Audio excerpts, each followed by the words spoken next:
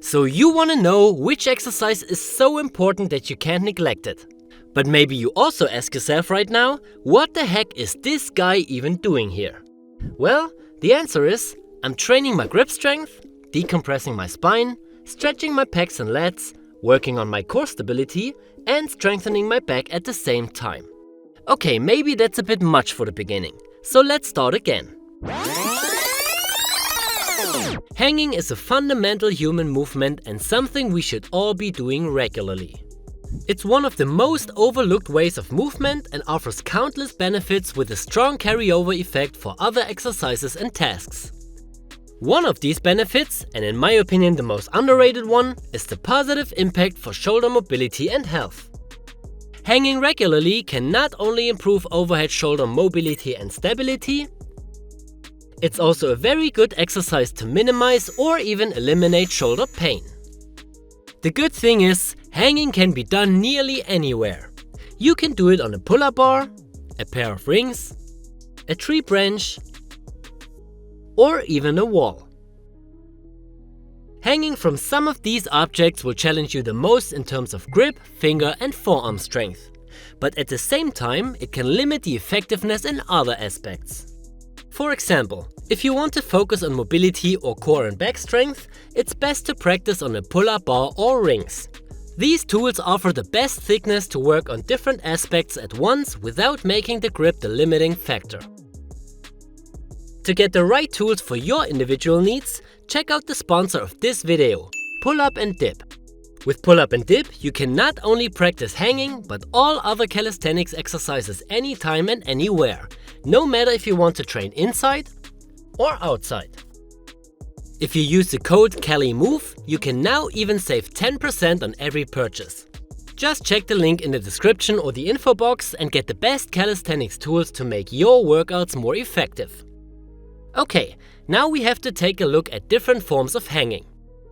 In general, we have to distinguish between a passive hang, aka the dead hang, and an active hang. Passive hanging is done with relaxed back and shoulders, while active hanging requires muscle activation in these body parts. Passive hanging is very good to improve basic grip strength, but if done correctly, it will also decompress the spine, work on basic core stability, and open your shoulders while stretching the pecs and lats. If you want to increase the stretch even further, you should try the passive hang with tucked knees. To make the stretch work, it's very important to relax your shoulders and keep your torso as vertical as possible. An even harder version of this movement is the L-hang stretch.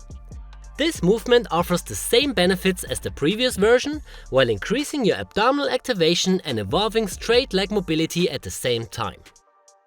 Of course, you can also try one-arm passive hangs to challenge yourself in terms of unilateral training and working against imbalances.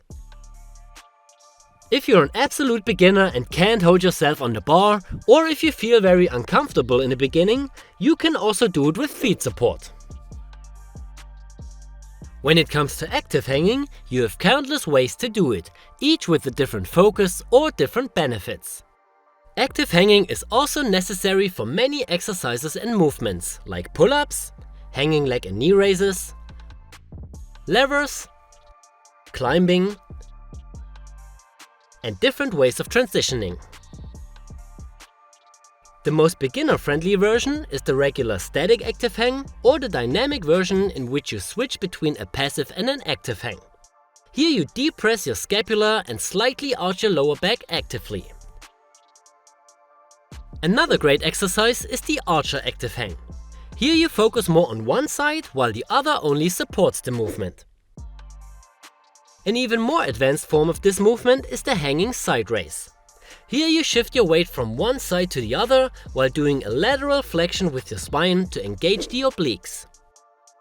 Oh, and did I mention that this exercise is actually a good way to work on the basic strength you need for the human flag?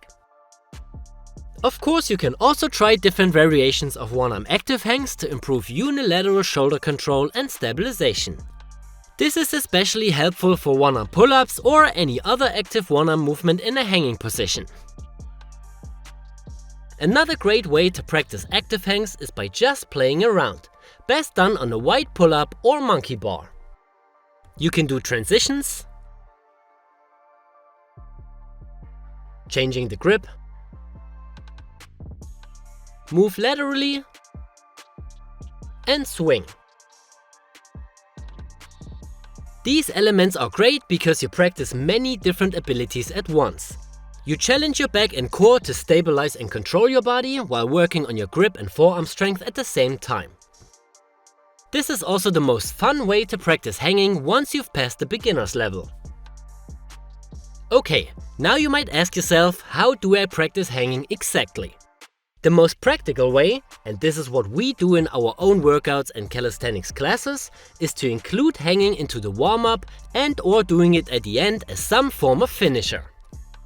For example, just do 2 to 3 sets of passive to active hangs in your warm-up routine, or challenge yourself with a max hold at the end of your training.